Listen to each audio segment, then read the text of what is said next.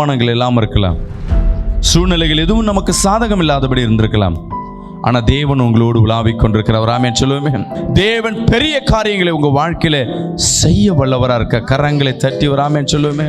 தேவன் பெரிய காரியங்களை செய்தார். அந்த உபத்திரத்தின் நோக்கமே செங்கடல் இரண்டாக பிளக்க ஆரம்பிச்சது.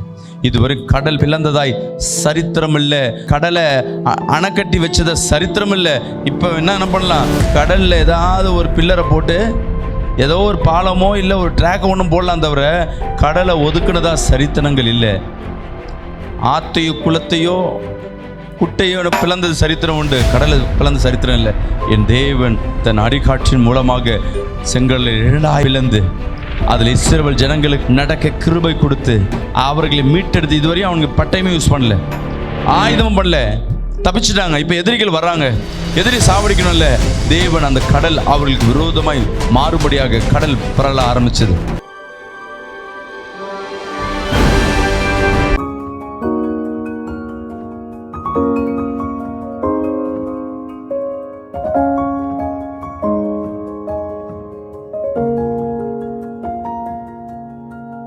எடுத்து வாசிப்போம். யாத்திராகமம் 14ஆம் அதிகாரம் 14ஆம் வசனத்தை வாசிக்க கேட்போம். கர்த்தர் உங்களுக்காக யுத்தம் பண்ணுவார், நீங்கள் சும்மா இருப்பீர்கள். இந்த மாதத்தின் கர்த்தர் கொடுத்த வாக்குத்தத்தம், இந்த மே மாதத்துக்கு உண்டான கர்த்தருடைய வார்த்தையானது, கர்த்தர் உங்களுக்காக யுத்தம் பண்ணுவார், நீங்கள் சும்மா இருப்பீர்கள் என்றார். ஆம் என்பது பிரியமான ஜனமே, கர்த்தர் இந்த மாதம் நமக்காக யுத்தம் பண்ணுகிற தேவனாக இருக்கிறார். அல்லேலூயா. நம்மளோட வேலையை நம்ம சும்மா இருக்கிறது தான். வேலை செய்யலாமல் செய்யக்கூடாதா? நம்ம செய்ய வேண்டியதை நம்ம செய்ய ஆரம்பிச்சிடணும். தேவன் கொடுக்க வேண்டியதை தேவன் கொடுக்க ஆரம்பிச்சிடுவார். இந்த மாதத்தினோட ஸ்பெஷல் எப்படிப்பட்டதுன்னா, இஸ்ரவேல் ஜனங்கள் முழுவதும் எகிப்தியர்கிட்ட இருந்து விடுதலையாக்கப்பட்டு, இஸ்ரவேல் ஜனங்கள் முழுவதும் எகிப்திலிருந்து காப்பாற்றப்பட்டு புறப்பட்டு வரும்பொழுது அவங்க கையில் என்ன இல்லை, பொன்னும் பொருளும் ஆகார தானியங்களை தான் கொண்டு வந்தாங்க. பிள்ளைகளை எப்படியா பாதுகாத்தா போதும்னு சொல்லிட்டு தான் பண்ணாங்க. ஆனால் அவங்க கீழே என்ன கிடையாது, தற்காப்புக்கு கேடயமும் பட்டயமும் கிடையாது. ஆனால் என்ன நடக்க ஆரம்பிக்கிறதுனா, எகிப்தியர் இதுவரையும் அவங்களை என்ன பண்ண, கொடுமைப்படுத்தி கொண்டிருந்தான், தவிர அவர்களை அழிக்க வேண்டும் என்று வரல. ஆனால் இப்போ இவர்களை அழிக்க வேண்டும் என்று வகை தேடி ரதங்களை கொண்டு வந்து பட்டயத்தோடு போர் வீரர்களும் இவர்களை துரத்துக்கிட்டு வர்றாங்க. இதை பார்த்த இஸ்ரவேல் ஜனங்களுக்கு பயப்படுறாங்க. ஏன்னா இதுக்கு முன்பாக வரையும் மரண பயம் வந்ததில்லை. அடிமையாக இருந்தாங்க, ஏதோ குடும்பத்தை நடத்துனாங்க, ஏதோ வாழ்ந்தாங்க. ஆனால் இப்போ சூழ்நிலை எதுவும் செய்ய முடியாத ஒரு சூழ்நிலை. ஆம் அன்பு பிரியமான ஜனமே, நம்முடைய வாழ்க்கையிலும் சில நேரங்களில் பிரச்சனை முடிஞ்சு போயிடுச்சுன்னு நினைக்கலாம். இனிமேட்டு எந்த பிரச்சனையும் வராதுன்னு நினச்சிருப்போம். ஆனால் அதுக்கப்புறம் தான் ஒரு பிரச்சனையை ஆரம்பிக்கும். அல்லேலூயா. சில சூழ்நிலையில் நீங்கள் கவனிச்சிங்கன்னா, அப்பா பிள்ளையே இல்லைன்னுவாங்க. பிள்ளை பிறந்த உடனே என்ன பண்ணணும், அப்பா பிள்ளை பிரச்சனை சால்வ்னு பார்த்தீங்கன்னா, பிள்ளைக்கு ஸ்கூலுக்கு ஃபீஸ் கட்டணும், தேவைகள்லாம் இருக்கும். பிள்ளை ஸ்கூலெல்லாம் முடிஞ்ச பிறகு அப்போ பிரச்சனை முடிஞ்சு பார்த்தா அடுத்தது காலேஜ். சரி, காலேஜ் பிரச்சனை முடிஞ்சு பார்த்தா அடுத்தது கல்யாணம். எல்லாம் கடன் ஏதோ ஒன்று வாங்கி சரி, கல்யாண பிரச்சனை முடிஞ்சிச்சா பார்த்தீங்கன்னா அந்த பிள்ளைகளுக்கு குழந்தை பிறக்கணும், அந்த பிள்ளைங்க சந்தோஷமாக இருக்கும். இப்படியே ஒரு மனிதனுக்கு முடிவு என்பது கிடையாது. ஒரு ஆமென் சொல்லுவோமே. ஒரு மனிதனுக்கு நன்மையும் தீமையும் ஒரு முடிவு என்பது கிடையாது. அது யார் கையில் இருக்குன்னா, நம் தேவனாகிய கர்த்தரிடத்தில் இருக்கு. ஒரு ஆமென் சொல்லுவோமே. அல்லேலூயா. உங்கள் வாழ்க்கை முடிஞ்சிச்சு, அவ்வளோதான், இனி எழும்ப மாட்டீங்கன்ட்டு நீங்கள் டிசைட் பண்ண வேணாம். எதற்கும் இந்த உலகத்தில் முடிவில்லை. ஐயோ என் வாழ்க்கை அவ்வளோதான், என் கணவன் இல்லை, என் குடும்பம் இல்லை, வருமானம் இல்லை, பிஸ்னஸ் இல்லை, வியாதி வந்துடுச்சு, இல்லை குடும்பம் பிரிஞ்சு போயிடுச்சு, இனி எனக்கு வாழ்க்கை வாழ வழியே இல்லை. அநேகருடைய உறவுகளில் சில பேர் மரித்து போவாங்க, என்ன பண்ணுறதுனே தெரியாது.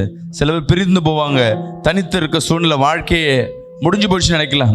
ஒரே ஒரு நம்பிக்கை இருக்கணும், என் வாழ்க்கையின் முடிவு என் கையில் இல்லை, தேவனிடத்தில் இருக்கு. ஆமென் சொல்லுவோமே. அல்லேலூயா. சொல்லுங்களேன், என்னுடைய வாழ்க்கையின் முடிவு தேவனிடத்தில் இருக்கு. இன்னைக்கு வந்திருக்கிற உங்களிடத்துல உங்கள் முடிவுகளை நீங்கள் டிசைட் பண்ண வேணாம். இதுதான் சூழ்நிலை, இப்படி தான் நடக்கும்னு. தேவன் நினச்சா எப்படியும் நடத்தலாம். உங்களை விசுவாசிக்கிறாமே சொல்லுவோமே, கரங்களை வைத்து சொல்லுங்களேன், என் தேவன் என்னை எப்படியும் நடத்துவார். அல்லேலூயா, அல்லேலூயா. இஸ்ரவேல் ஜனங்க நினச்சிட்டாங்க பிரச்சனை முடிஞ்சிச்சு, இனி நான் தப்பிச்சுக்கலான்னு. ஆனால் பிரச்சனை அவங்கள வருது. ஏன் ஒரு வாழ்க்கை ஒரு பிரச்சனை துரத்திக்கிட்டு வருதுன்னா, உன் வாழ்க்கையில் இன்னும் கர்த்தர் ஒரு அற்புதத்தை செய்ய போகிறார் அர்த்தம். விசுவாசிக்கிறாமேன்னு சொல்லுவேன். அல்லேலூயா. இதுவரையும் செய்ததுகள் அற்புதங்கள் யார் ருசி பார்க்க முடியல? இஸ்ரவேல் ஜனங்கள் ருசி பார்க்க முடியல. இப்போ முடிஞ்சிச்சுன்னு நினச்சிட்டாங்க. இப்போ பிரச்சனை ஒன்று உருவாகிறது. இன்றைக்கி நம்ம வாழ்க்கையில் திடீர்னு ஒரு பிரச்சனை உங்கள் வாழ்க்கையில் இன்றைக்கி வந்திருக்கலாம். ஏதோ ஒரு உபத்திரம் ஒன்று வந்திருக்கலாம். என்ன செய்யுதுன்னு நினச்சி கொண்டிருக்கலாம். ஒன்றே ஒன்று தெரிஞ்சுக்கிங்க, முடிஞ்சிச்சுன்னு நீங்கள் நினச்சிருக்கலாம். என் தேவன் ஒரு திட்டம், விசேஷமான திட்டம். அல்லேலூயா. சத்தமாக சொல்லுவோமே, தேவன் ஒரு திட்டத்தை வைத்திருக்கா இவங்க வாழ்க்கையில் அவரோட அதிசயங்களை காணும்படியாக. இப்போ இதுவரையும் அவங்க பெரிய அற்புதங்கள் இஸ்ரவேல் ஜனங்களுக்காக ஸ்பெஷலாக தேவன் செய்யல, எகிப்தியர்களுக்கே செய்தார். தேவன் வல்லமையை காணும்படியாகவே உபத்திரத்தை மட்டுமே பார்த்தார்கள். அல்லேலூயா. தேவனிடத்திலிருந்து வந்தது உபத்திரத்தை மட்டுமே. எகிப்தியர் கிட்டத்தில் காணுவது கொடுப்பதையும் இஸ்ரவேல் ஜனங்கள் கண்டார்கள். அவர் நன்மை செய்வதை ஒரு நாள் பார்க்கணும்ல. அல்லேலூயா. சூழ்நிலைகள் உருவாக்கப்பட்டன, பிரச்சனைகள் வருகிறது, பயப்படுறாங்க, மோசத்தில் முறையிடுறாங்க. மோசையே, எங்களை காப்பாற்ற வழி இல்லையா? எங்களுக்கு ஒரு வழி சொல்லுங்க, எங்களுக்கு வழி சொல்லுங்க. நாங்கள் அங்கேயே செத்து போயிருப்போமே, நாங்கள் அங்கே விட்டுருந்தாலே அடிமையாக இருந்திருப்போம். ஆனால் இன்னைக்கு நான் செத்தா பரவாயில்ல, என் பிள்ளைங்கள்லாம் அனாதை போல நிற்குது, இன்னைக்கு செத்து போயிடுமேன்னு. ஆமே நண்பு, பிரியமான ஜனமே. அப்போ தேவன் மோசத்தில் பேசுகிறார், உங்கள் ஜனங்கள் இன்னைக்கு நான் செய்கிற அற்புதத்தை பார்க்க போகிறாங்க. அல்லேலூயா. இன்னைக்கு நீங்கள் சும்மா இருங்க. ஏன்னா உங்களுக்குள்ள என்ன இல்லை, எதிர்ப்பதற்கு பட்டயமும் கேடயமும் இல்லை. பார்த்துட்டு இன்றைக்கி நம்ம வாழ்க்கையில் குடும்பம் நடத்துவதற்கு வருமானங்கள் இல்லாமல் இருக்கலாம், சூழ்நிலைகள் எதுவும் நமக்கு சாதகம் இல்லாதபடி இருந்திருக்கலாம். ஆனால் தேவன் உங்களோடு உலாவிக் கொண்டிருக்கிறார். ஆமென் சொல்லுவோமே. இன்னைக்கு தேவன் உங்களோடு உலாவிக் கொண்டிருக்கிறார். தேவன் பெரிய காரியங்களை உங்கள் வாழ்க்கையில் செய்ய வல்லவராக இருக்க. கரங்களை தட்டி ஒரு ஆமென் சொல்லுவோமே. தேவன் பெரிய காரியங்களை செய்தார். அந்த உபத்திரத்தின் நோக்கமே செங்கடல் இரண்டாக பிளக்க ஆரம்பிச்சது. இதுவரை கடல் பிளந்ததாய் சரித்திரம் இல்லை, கடலை அணைக்கட்டி வச்சத சரித்திரம் இல்லை. இப்போ என்ன பண்ணலாம், கடலில் ஏதாவது ஒரு பில்லரை போட்டு ஏதோ ஒரு பாலமோ இல்லை ஒரு ட்ராக் ஒன்றும் போடலாம், தவிர கடலை ஒதுக்குனதா சரித்திரங்கள் இல்லை. ஆத்தையோ குளத்தையோ குட்டையோ பிளந்தது சரித்திரம் உண்டு, கடலை பிளந்த சரித்திரம் இல்லை. என் தேவன் தன் அடிகாட்சியின் மூலமாக செங்கடலை இரண்டாய் பிளந்து அதில் இஸ்ரவேல் ஜனங்களுக்கு நடக்க கிருபை கொடுத்து அவர்களை மீட்டெடுத்து, இதுவரையும் அவனுக்கு பட்டயமே யூஸ் பண்ணல, ஆயுதமும் பண்ணல, தப்பிச்சுட்டாங்க. இப்போ எதிரிகள் வர்றாங்க, எதிரி சாவடிக்கணும்ல. தேவன் அந்த கடல் அவர்களுக்கு விரோதமாய் மாறுபடியாக கடல் பரள ஆரம்பிச்சது. அல்லேலூயா. இவங்க கிட்ட என்ன இல்லை, பட்டயம் இல்லை, கேடயம் இல்லை. சொல்லுங்க, என்கிட்ட பட்டயம் இல்லை, கேடயம் இல்லை, என்கிட்ட பணம் இல்லை. சொல்லுங்களேன், என்கிட்ட பணம் இல்லை, பலம் இல்லை, புத்தி இல்லை, ஞானம் இல்லை, திறமை இல்லை. ஆனாலும் என் தேவன் என்னை வழி நடத்துவார். விசுவாசிக்கிறாமே சொல்லுமே. அல்லேலூயா, அல்லேலூயா. அவரை நம்பினவர்கள் ஒரு நாள் வெட்கப்பட்டு போவதில்லை. விசுவாசிக்கிறாமே சொல்லுமே. ரெண்டாவது காரியம், இப்போ இதுவரையும் வசனம் சொல்லுகிறது, நீங்க வசனத்தை மீண்டும் படிங்களே. 14 சொல்லுகிறது, கர்த்தர் உங்களுக்காக யுத்தம் பண்ணுவார், நீங்கள் சும்மா இருப்பீர்கள் என்றார். சும்மா இருப்பீர்கள் என்றால். அல்லேலூயா. உபாகம் 3:22 சொல்கிறது, அவர்களுக்கு பயப்படாதிருங்க, உங்கள் தேவனாகிய கர்த்தர் தாமே உங்களுக்காக யுத்தம் பண்ணுவார் என்று சொன்னார். அல்லேலூயா. உன் எதிரியை கண்டும், உனக்கு விரோதமாக எழும்புகிற மாந்திரிக சூனியத்தை கண்டும், பிரச்சனையை கண்டும் நீங்கள் பயப்படாதிருங்க, உங்களுக்காக என் தேவன் யுத்தம் பண்ணுவார். விசுவாசிக்கிறாமே சொல்லுவேன். அல்லேலூயா. ஆனால் இன்னைக்கு மனிதர்கள் பயந்து கொண்டே இருக்காங்க. எதற்கு? இன்னொரு மனிதனை பார்த்து பயப்படுறாங்க, இயற்கையை பார்த்து பயப்படுறாங்க, இயற்கை சூழ்நிலையை பார்த்து பயப்படுறோம், பிரச்சனையை பார்த்து பயப்படுகிறோம். ஆனால் தேவன் சொல்லுகிறார், நீ மற்றவங்களை பார்த்து பயப்படாத, என்னை பார்த்து பயப்படு. பக்கத்தில் கைப்பிடி சொல்லுங்க, நீ என்னை பார்த்து பயப்படாத, ஏசப்பாவை பார்த்து பயப்படு. கொஞ்சம் மூஞ்சி பயங்கரமாக தான் இருக்கும், இருந்தாலும் பக்கத்தில் கைப்பிடி சொல்லுங்க, என்னை பார்த்து பயப்படாதீங்க, ஏசப்பா பார்த்து படிங்க. வசனம் சொல்லுகிறது, கர்த்தருக்கு பயப்படுதலே ஞானத்தின் ஆரம்பம். அல்லேலூயா. சங்கீதம் சொல்லப்பட்டிருக்கு 111:10 சொல்லப்பட்டிருக்கிறது, கர்த்தருக்கு பயப்படுதலே ஞானத்தின் ஆரம்பம். அப்போ ஒரு மனிதன் பிரச்சனையை பார்த்தோ, பிசாசுகளை பார்த்தோ, சத்துருவை பார்த்தோ, சூனியத்தை பார்த்தோ, மனிதர்களை பார்த்து பயப்பட, சூழ்நிலைகளை பார்த்து பயப்படுறதை காட்டிலும் தேவனுக்கு பயப்படணும். சரி, தேவனுக்கு பயப்படுதுன்னா என்ன?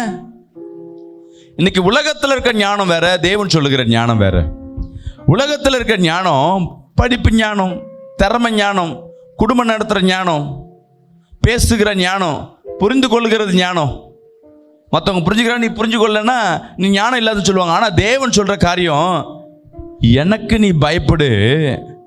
இந்த உலகத்தில் இருக்க ஞானிகள் எல்லாவற்றையும் உன்னிடத்துல நான் வெக்கப்பட வைக்க போறேன். விசுவாசிக்கிறாமே சொல்லுமே. அல்லேலூயா. தேவன் விரும்புகிற காரியம் ஒரு மனிதன் ஞானத்தை தேட வேண்டும். நீதிமொழிகள் 2:6 சொல்கிறது, கர்த்தர் ஞானத்தை தருவார். அல்லேலூயா. கர்த்தர் ஞானத்தை தருவார். கர்த்தருக்கு நீ பயப்படும் பொழுது கர்த்தர் ஞானத்தை தருவார். கர்த்தருக்கு பயப்படுதுன்னா என்ன அர்த்தம் சொல்லுங்களேன்? கர்த்தருக்கு பயப்படுதுன்னா என்ன அர்த்தம்? நம்ம என்ன பண்ணுவோம் தெரியுங்களா? போட்டோவை பார்த்துட்டு ஸ்தோத்திரம் ஸ்தோத்திரம் அல்லேலூயா, பைபிளில் கால் பட்டுச்சுன்னா ஸ்தோத்திரம், அப்புறம் என்ன கர்த்தருக்கு பயப்படுறது? ஓய்வு நாளில் ஒரு நாள் நீ வீட்டுக்குள்ளே உட்காரனா நீ கர்த்தருக்கு பயம் இல்லாமல் போயிட்ட, ஞானத்தை இழந்து போயிட்ட. தேவன் கொடுக்குற ஞானம் எப்படிப்பட்டு தெரியுங்களா?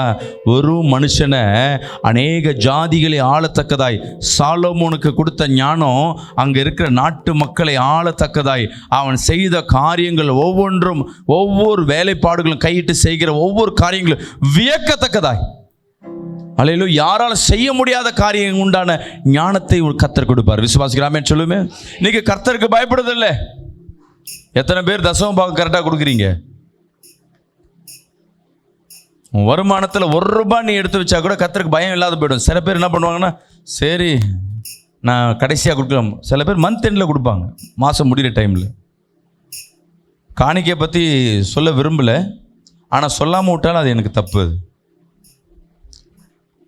தசம பாகம் முதல் உரிமை கர்த்தர் சொல்லுகிறது. முதல் ஸ்தானத்தை கர்த்தர் எதிர்பார்க்கிறார். அல்லேலூயா. முதல் ஸ்தானம் என்ன? முதல் சேலரி வந்த உடனே, சம்பளம் வந்த உடனே, பிஸ்னஸில் வருமானம் வந்து முதல் காரியத்தை கர்த்தருக்கு போயிடணும். முன்னெல்லாம் எடுத்துகிட்டு வந்து பண்டகை சாலைக்கு தேடி ஓடி வருவாங்க. இப்போ அப்படி இல்லை, கூகுள் பே வந்துடுச்சு, அக்கௌண்ட்டில் வந்துடுச்சு. கர்த்தருக்கு ஆலயத்துக்கு கொடுக்க வேண்டியது கொடுத்தா கர்த்தர் சொல்கிறார், உன் ஆசீர்வாதத்தை நான் பெருக பண்ணுவேன். நம்ம என்ன பண்ணுவோம் தெரியுங்க? தசம பாகத்தை 10,000 சம்பாரிச்சிடும், 1000 ரூபா கொடுக்கணுமா? 1000 ரூபாய்க்கு நிறைய இதாக இருக்கு, நான் 500 ரூபாய்க்கு மட்டும் கொடுக்குறேன். அப்போ கர்த்தருடைய வார்த்தையில் பயம் இல்லை. விசுவாசிக்கிறாமேன்னு சொல்லுவேமே. கர்த்தருக்கு பயப்படணும். இரண்டாவது, பயப்படுற காரியம், கர்த்தருக்கு பயப்படுறதுல முந்திக் கொள்ளணும். காரியங்களை செய்வதற்கு முந்திக் கொள்ளணும். எடுத்து படிங்க நீதிமொழிகள் 25 11-12 வசனத்தை படிப்போம். ஏற்ற சமயத்தில் சொன்ன வார்த்தை வெள்ளித்தட்டில் வைக்கப்பட்ட பொற்பழங்களுக்கு சமம். ஏற்ற சமயத்துல சொன்ன வார்த்தை வெள்ளித்தட்டுக்கு வைக்கிற பொற்பழங்களுக்கு சமானம். கேட்கிற செவிக்கு ஞானமாய் கடிந்து கொண்டு புத்தி சொல்லுகிறவன் பொற்கொடுக்க கணுக்கும். அல்லேலூயா. விசுவாசிக்கிறாமே சொல்லுவேமே. புத்தி சொல்றதும் கரெக்டா சொல்லணும். ஆமே நண்பு, பிரியமான ஜனமே, கரெக்டான டைம்ல புத்தி சொல்லணும். பிள்ளைங்களுக்கு திருமணத்தை நீ கரெக்டான டைம்ல பண்ணணும். படி கொஞ்ச நாள் போட்டு அப்புறம் கல்யாணம் பண்றேன், வேதம் சொல்லி இருக்கு. அல்லேலூயா. ஏற்ற நேரத்தில் திருமணம் பண்ணலன்னா உன் பிள்ளைய பாவத்தில் தள்ளுறன்னு அர்த்தம். அல்லேலூயா. ஒரு ஆமென் சொல்லுவோமே. அதே மாதிரி புத்தி ஏற்ற நேரத்தில் சில பேர் தனியாக சபைக்கு வருவீங்க. கணவனை பார்த்தீங்கன்னா, ஏமா கணவனை கூப்பிட்டா வந்திருக்கு பாரு, ஆனால் கூப்பிட்டுருக்க மாட்டீங்க. அவர் நேற்றெல்லாம் வேலை செஞ்சுருந்தார் பாஸ்டர், அவர் மேலே அப்படி பருதாம் போடுவீங்க. ரெண்டாவது பிள்ளை மேலே, பிள்ளை வந்தா பாஸ்டர், பையன் வந்து அவன் சர்ச்சை ஆனந்தம் பண்ணுவான். குழந்தை பிறந்த உடனே அவன் கத்திட்டே இருப்பான், கொஞ்ச நாள் பொறுக்கிட்ட நான் இட்டுட்டு வரேன் பாஸ்டர். கொஞ்ச நாளுக்கு அப்புறம் பாஸ்டர் சர்ச்சைக்கு வந்தா அவன் ஓடுறான், ஓடியாடுறான், டிஸ்டர்ப் பண்ணுவான், அவன் மோசமானப்பா, அவனை யாராலும் அடக்க முடியாது. அடுத்தது கொஞ்ச நாளுக்கு அப்புறம் அவனை அடைக்க முடியாது, அவன் சர்ச்சுக்கு வர மாட்டான், எங்கேயும் இருக்க மாட்டான். ஏற்ற நேரத்தில் உன் பிள்ளைய சபைக்கு கொண்டு வரணும். அல்லேலூயா. உன் கணவனை சபைக்கு கொண்டு வரணும். ஏதோ காரணம் நம்ம சொல்லிப்போம். சில பேர் வீட்டில் நீங்க வருவீங்க, உன் பெற்றோர்கள் வீட்டில் உட்காந்து அவங்களுக்கு கால் முடியலையா, நடக்க முடியாதான், இடுப்பு வலியா, இங்கேருந்து பிரேயர் ஆயில மட்டும் வச்சுக்கிட்டு ஸ்தோத்திரம் பண்ணிட்டு டிவியை உட்காந்து சீரியலை பார்த்துட்டே இருக்கும்.